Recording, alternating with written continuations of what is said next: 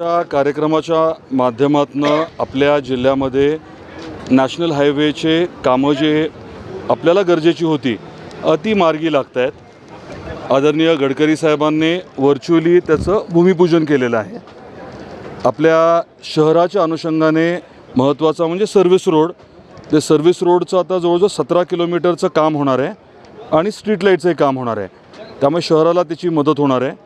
या हायवेवरती 2 ठिकाणी आपल्याला अंडरपासची गरज होती। सोनेगावच्या तिथे एक विषय झाला आणि पुढे लातूरकडे जाणारा जो बायपास आहे तिकडे हे विषय स्वाभाविकच आहेत की आपल्याला गरजेचे होते।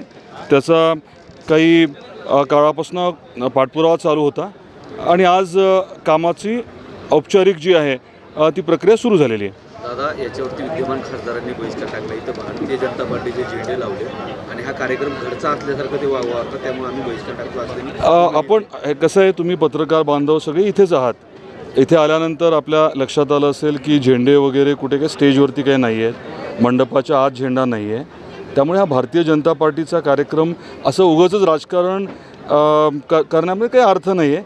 ह्याच्यातलं वास्तव असं आहे की आदरणीय नरेंद्र मोदी साहेबांच्या नेतृत्वाखाली सरकारने गेल्या 10 वर्षात प्रचंड काम केलेलं आहे आणि हे काम आजच्या कार्यक्रमामधनं धाराशिवकरांना स्पष्टपणे दिसतं आहे। त्यामुळे जे काम होते सर्वांगीण विकास, गतिमान विकास जो आता आपल्या जिल्ह्यामध्ये व्हायला सुरुवात झाली आहे, त्या अनुषंगाने हा कार्यक्रम आजचा महत्त्वाचा होता। त्याला राजकीय वळण देणं काही योग्य नाही। दादा, सगळ्या विकास कामाचं जनतेपुढं सरकारच्या वतीनं सादरीकरण केलं जातं, मात्र ज्या लोकसभेच्या निवडणुकीसाठी उमेदवार म्हणजे सगळं केलं जातं त्या लोकसभेचा उमेदवार डिक्लेअर होत नाही। नाही, विषय कसा आहे माहिती आहे, कुठल्याही पक्षाला किंवा गठबंधनाला अजूनपर्यंत उमेदवार डिक्लेअर करता आलेला नाही आहे कुठल्याच। त्यामुळे हा प्रश्न जो आहे तो खरं तर थोडा प्रीमच्युअर आहे, अजून जरा वेळ आहे। दोन्ही आता आपल्या राज्यामध्ये जर विचार केला तर महायुती आणि महाविकास आघाडी त्यांच्या अजून जागा वाटपाचा निर्णय व्हायचा आहे, त्याच्यानंतर उमेदवारी ठरणार आहे। त्यामुळे असं घाई करायची आवश्यकता नाही आहे। सक्षम उमेदवार असेल आणि इथली जागा जी आहे ती महायुती अतिशय चांगल्या मताधिक्याने निवडून येईल, जिंकेल। दावा सोडलेला आहे भारतीय जनता पार्टीने, दावा कायम आहे जागेवर। भारतीय जनता पार्टी दावा का सोडेल?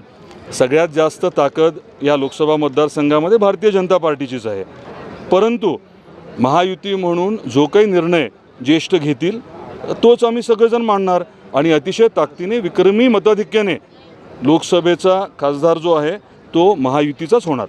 तुम्ही इच्छुक आहेत का? पार्टीने संधी दिली तर तुम्ही इच्छुक आहे? पक्ष जे ठरवेल, नेतृत्व जे ठरवेल तेच आमच्या पक्षामध्ये होत असतं। संधी जर मिळाली, गेल्या वर्षी तुम्ही निवडणूक लढवली, संधी जर मिळाली तर नेमकं काय प्रेझेंटेशन असेल? संधी मिळाली की पहिली प्रेस घेऊ आणि पहिलं तुमच्या प्रश्नाचं उत्तर देऊ।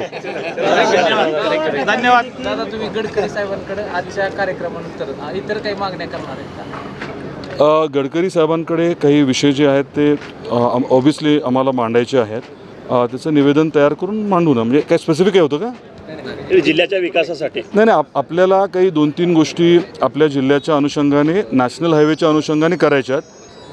त्या मी आत्ता नाही पण सांगत, एका लेवलपर्यंत विषय आला की सांगतो।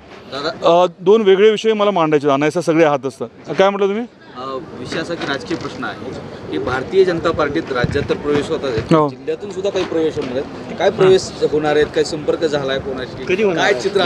भारतीय जनता पार्टीमध्ये इनकमिंग जे आहे ते प्रचंड प्रमाणामध्ये चालू आहे आणि तुम्हाला काही नावं माहिती असतील त्याच्याबद्दल तुम्ही आनंद व्यक्त करताय, परंतु त्याच्यापेक्षा खूप जास्त नावं आहेत जे येऊ इच्छितात जिल्ह्यामधनं, जे येऊ इच्छितात। बघू ना पुढे काय काय होतं।